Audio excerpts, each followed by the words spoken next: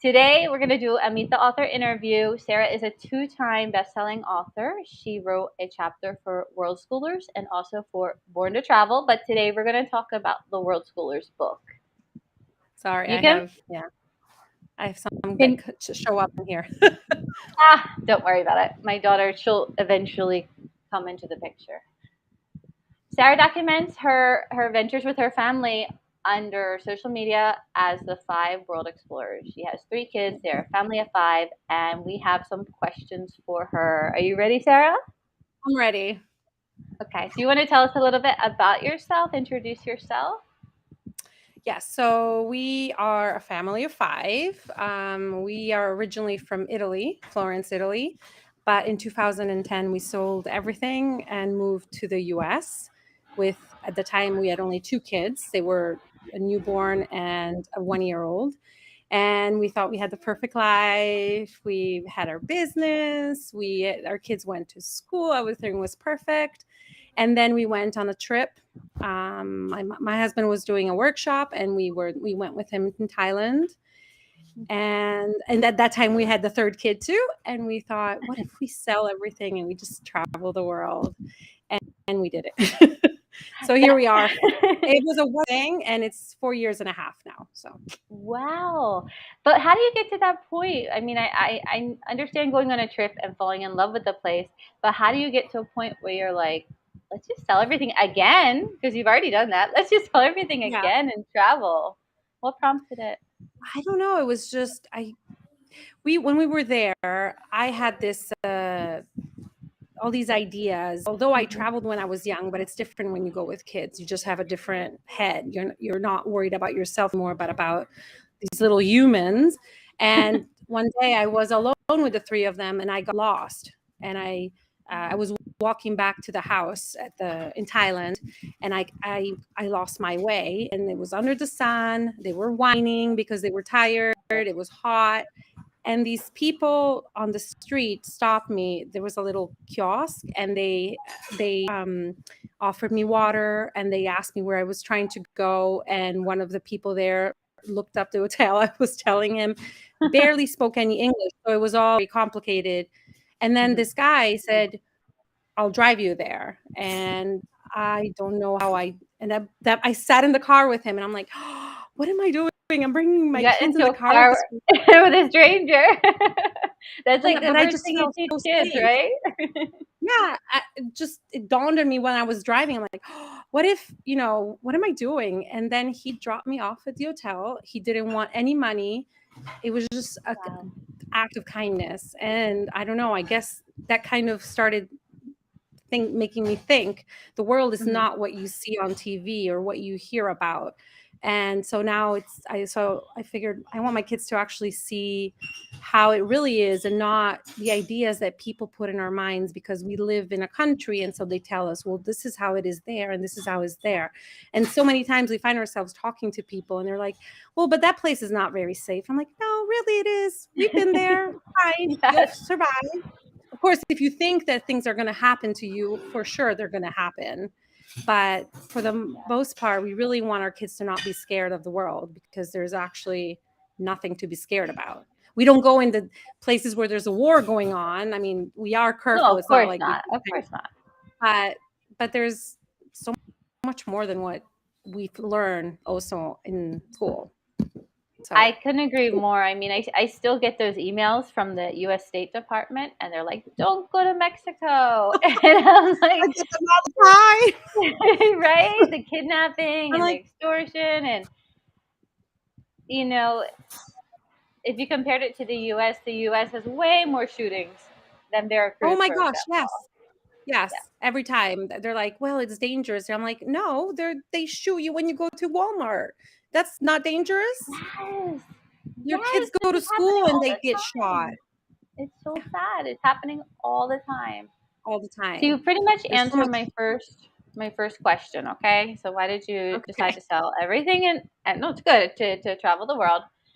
And I know that in your chapter, and this is typical of a lot of the authors on the World Schoolers book, they kind of started one way. Typically, I'm going to homeschool and I'm going to have all this curriculum, right? I'm going to have Oh all these yeah. books and all this curriculum.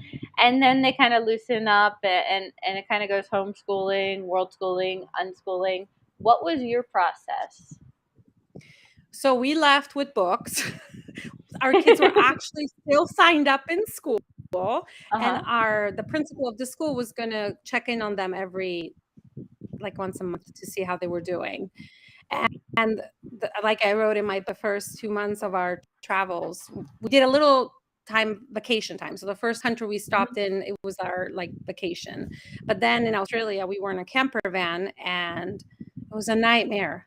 Every time we were sitting there with these books, and we were having these big fights because they were saying, well, this is not how the teacher did it. And I'm like, well, the teacher didn't even, she kind of followed but it's not going to be exactly like. And it was just one fight after the other, crying, desperation. And I'm like, and then we were trying to read, and then I'm like, okay, now you have to do the book report. And they're like, oh, I hate reading again. And it was just so bad. And then one day we're like, I wrote in this, we are Worldschoolers. Well, at the time it was Worldschoolers group, Facebook page. And I said, how do you teach your kids? I got all these answers. And so the next day, my husband and I just sat there, started reading the answers, and like, okay, we could do this. This kind of sounds more like us. But the main thing was we got the books, donated them at a library, and we started off with them. Chucked them.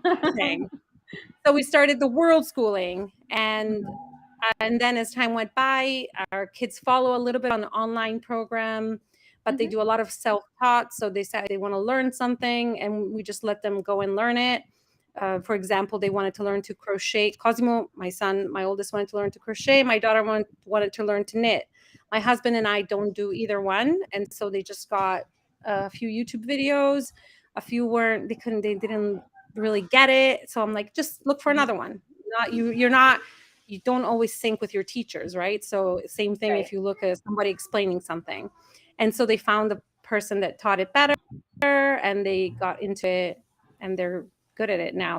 They sell stuff, they gift stuff. They sell stuff? So many things. Yes. Emma made all these hand-knitted scarves, and she was selling them in Turkey and then in the US.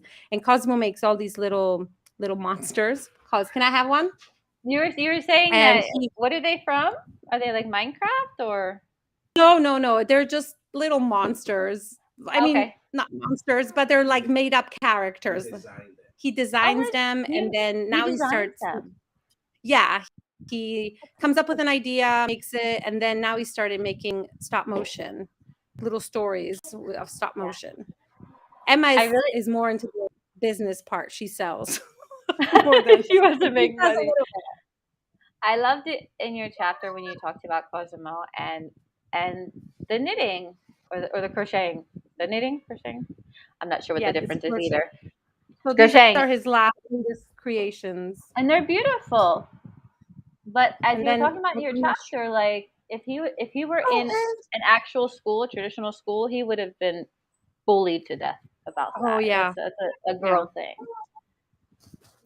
And he, because of I think because of his lifestyle, he doesn't care what people say. He will actually answer with a question and say the problem. He doesn't even get the big deal about it. That's awesome. One of the people he follows, but I feel that in school he wouldn't have been so. I mean, he would have been more influenced by this. It would have been more painful for him. But now he loves what he does. The person follows most with crochet. He's a man, and he has a successful business, and so he doesn't see why it can't be him either. So I love that. Exactly. My daughter plays with dinosaurs, and everyone's like, give her a doll. No, she likes dinosaurs. No, he likes dinosaurs. Who cares? Yeah. So you have kind of a bigger family, and people are always asking, because you have a family of 5, and people are always asking, like, hey, it's really easy to do with one kid, but what do you do when you have 3 and they're different ages? And do you teach them all the same thing? Are they on different grade levels? Like, what are the challenges that you have with 3 kids? Well, now the biggest challenge is we're trying to teach Luca to read, but he's not interested yet. Yeah.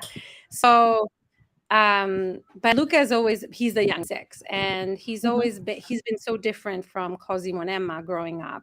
Like, they were potty trained very easily. He was like doing his own thing, which meant longer time to do it.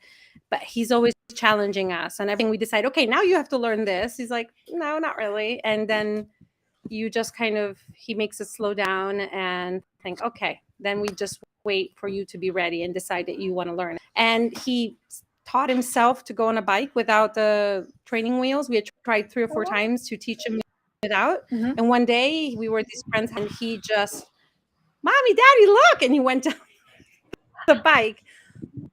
So I guess we have just, you're fine.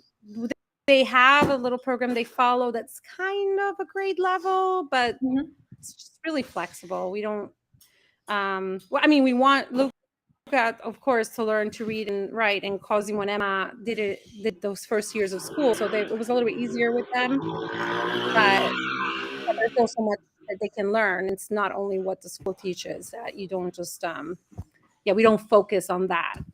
For example, this program we were following, and the history was only about the US because it was an American website. And I told them to stop doing it because it's no point of them knowing when every president was born and dead when they don't even know the history of the rest of the world, right?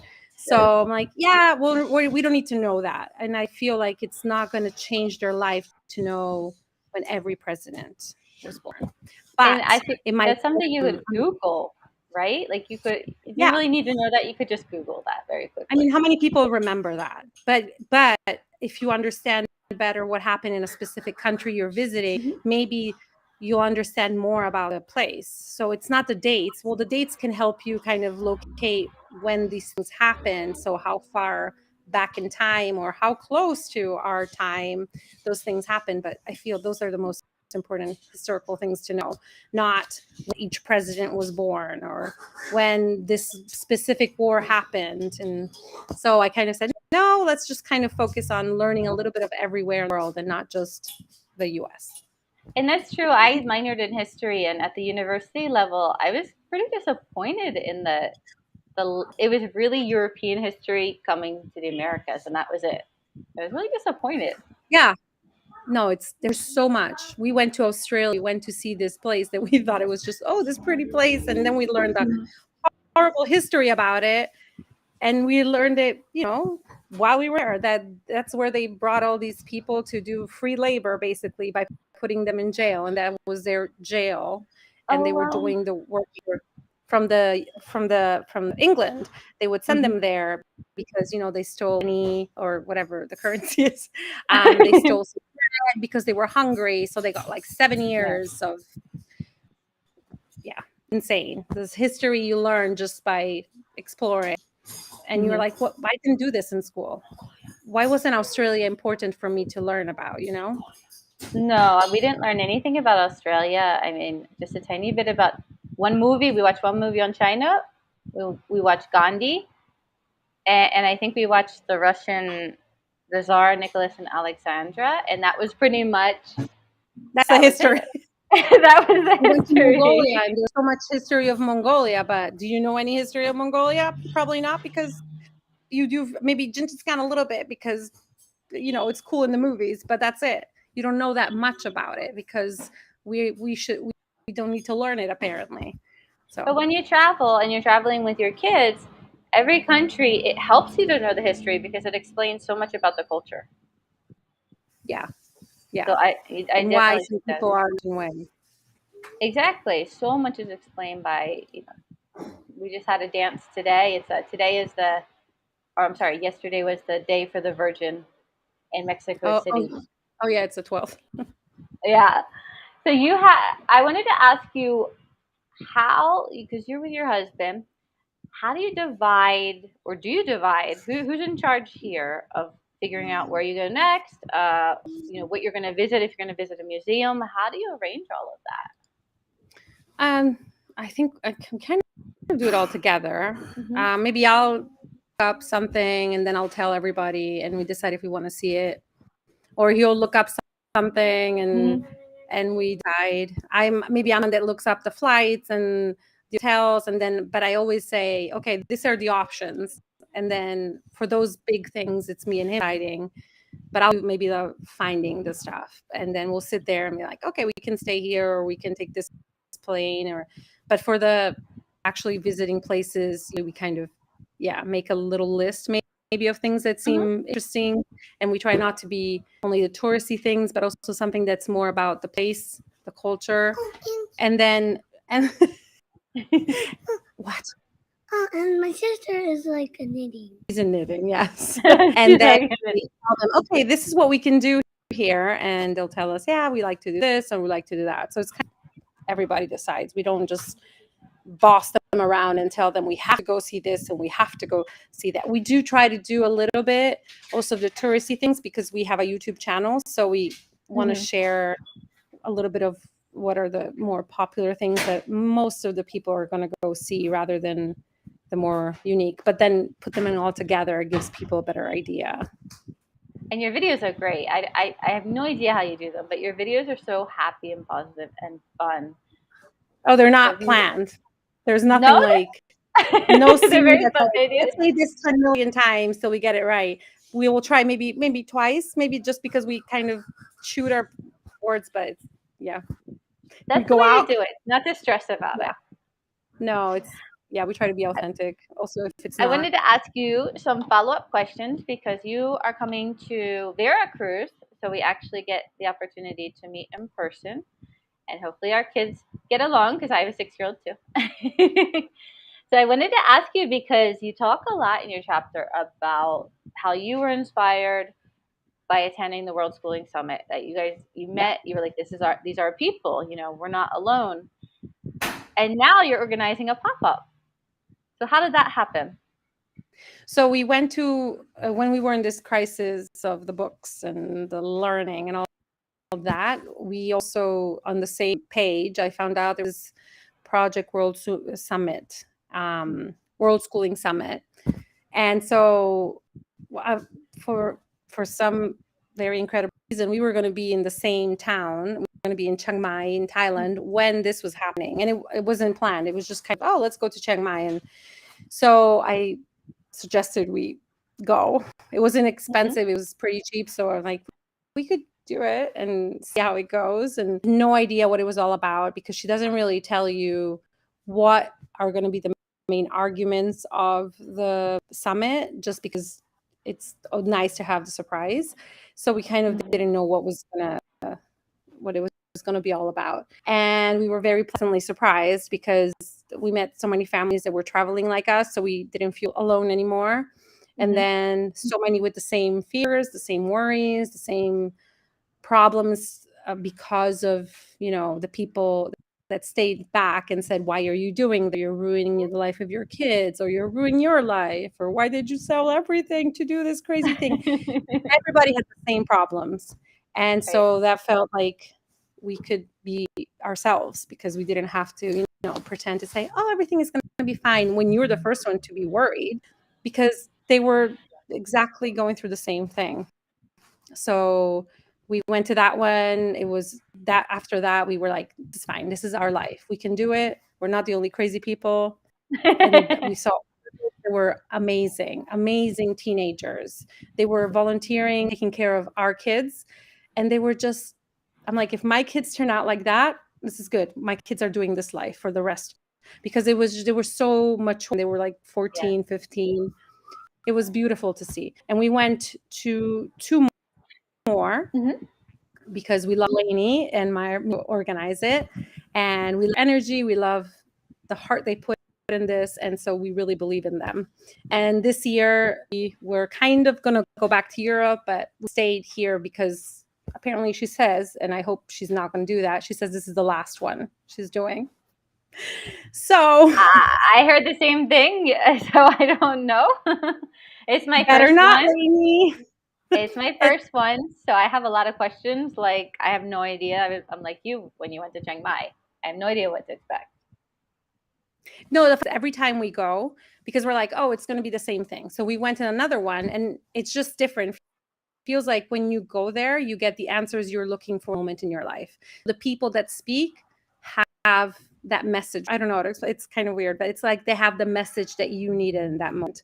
And so it was wonderful because every time it's been very different for us. It's never been the same thing.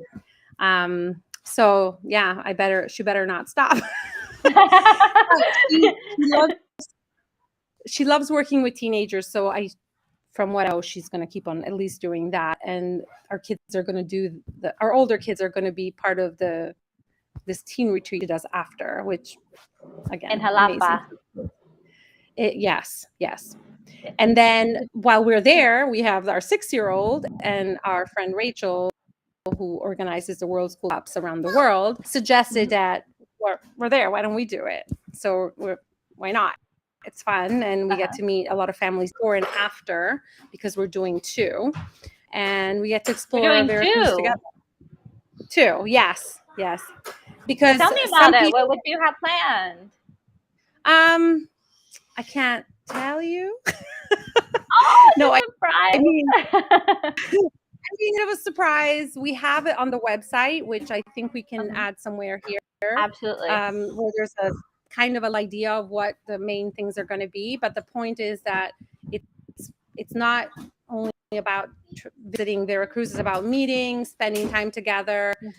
We'll sit drinking coffee together, but it's kind of like an excuse to spend time and connecting also before or after the actual summit. Because once you do the summit, you don't want to leave each other. You just want to spend more time together. This has happened every summit. We always try to stay longer because we learn that you just kind of connect with especially with some families, and you just want to extend it. So it's a great way of extending and doing it before too. So no, I didn't realize that. I thought it was just after. I thought it was just before, not after. That's what I thought. No, she did. We organized too. Yes. There you go. So it's going to be. Oh, go ahead. A few things are going to be different, but the main part, it's going to pretty much the similar activities, I think. Well, I have nothing to compare it to, so you could just say this is how we always do it, and that. But I think this is my first time doing a pop-up, but yeah. Do you think that you'll do them like everywhere you go? That you'll continue if you like it? Actually, we have one organized already. After 2 weeks, we're doing one in Florence, Italy, because we are from Veracruz. We're flying to Florence. Oh, we have a camper van we bought during COVID, and we're getting back in our camper van, and we're going to travel all Northern Europe. So before leaving, our camper van had things to be fixed, and so we figured why not do one in Florence, Italy too. So there's one already. A lot of people signed up for it. So if you're doing, is that the same camper van that you had in Australia? No, in Australia we rented. Once COVID happened, we went back to Italy camper van because we didn't want to fly for when all the drama was going on. So we were driving around Europe. That makes sense. We do a lot of driving since COVID too. I wanted to ask you because you talk so much, and it's obvious that you have this amazing relationship with your husband. Your husband is probably like the most supportive husband I've ever come across. Yeah, it's obvious. Were both of you into travel? Hi, Matthew. Hi, how are you? He has also long beard. I'm good. How are you? Thank you. Good to see you. Nice to see you again. We used to travel before too, so we both were into traveling. So it was but everything we decided to do since we've been together has always been like maybe one proposing, the other one like, yeah, let's do it. It's not one convincing the other. We're really on the same page for everything. Would that have been a deal breaker if he was like, oh, I don't like travel? Would that have been a deal breaker for you? I don't know. Honestly, I can't. I mean, I had a boyfriend before who was a real bean, so I probably would have dumped him. But maybe if I had 3 kids, I couldn't do that. So I had to find a better way of convincing him. But I wouldn't have been with someone like that in the first place. So why even bother with that? Okay. Yeah. So we are going to finish up, but tell anything else that you want to talk about? You have so many projects coming up. Is there any way that we can find the pop-up? Like, how do we look for that to sign up? So the pop-up is on, oh wait, let me find the website, or we can put it in the, I can put it in the description. so the pop-up is going to be on, wait, I think I have it here, worldschoolpopuphub.com. And there's a list of all that are happening. We are hosting the ones in Veracruz, Mexico, and Florence, Italy. We have another one we kind of proposed, but it's still in the works because we still don't know if we're going to be in that country. So it's still a long-term project. And then, yeah, if you want to follow us on our YouTube channel, we are very authentic in it. We just kind of show you what we're doing. So we take you along on our trips. And what else? Are you ever going to stop? Is this just forever? It was supposed to be for 1 year. It's 4 years, you said, I don't right? know. Hard to say. Yeah, we stay longer in place than we did at the beginning. We don't want to change every 5 minutes, but you can't with kids. I don't know. You can't. If stuff happens, they get sick. No, and then it's just we're getting. I'm not tired, but we kind of want to stay longer in places and kind of enjoy it. So we are in Hawaii now, but we're leaving today. We stayed short because it's expensive, but I mean, we felt that we should have stayed at least another week to enjoy it a little bit more, at least another week. And that's just to say a little bit, but we couldn't. Sometimes you can't because things are too expensive. It's I'm actually looking for my friend, and it's so expensive in Hawaii right now. Yeah. So yeah, we don't know. What? Go ahead. No, we don't know if and when we're going to stop. We're just taking one month at a time. 1 month. I like that. 1 month at a time. One Airbnb at a time.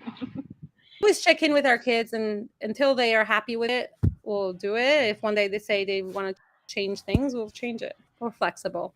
But we're a team, so we all have to be happy. If we start not being happy, then it's time to change things. So you have to be flexible.